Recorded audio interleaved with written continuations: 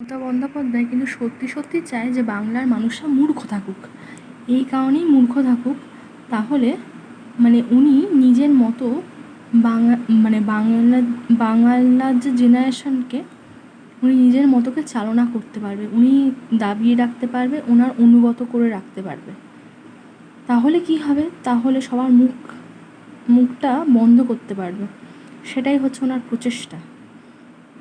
তো এই জিনিসটা খুবই খারাপ যেটা উনি করেন। সত্যি যতই তৃণমূলে যতগুলো আছে সমস্ত হচ্ছে যে খারাপ খেয়েও পার্টি সমস্ত, সত্যি কথা বলতে।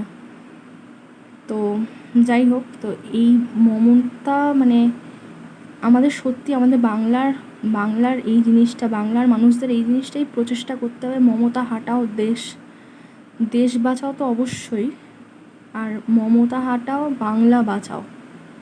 এই জিনিসটা এটা সত্যি খুবই দরকার, নইলে প্রচণ্ড দুঃখজনক, খুবই দুঃখের, খুবই করুণা।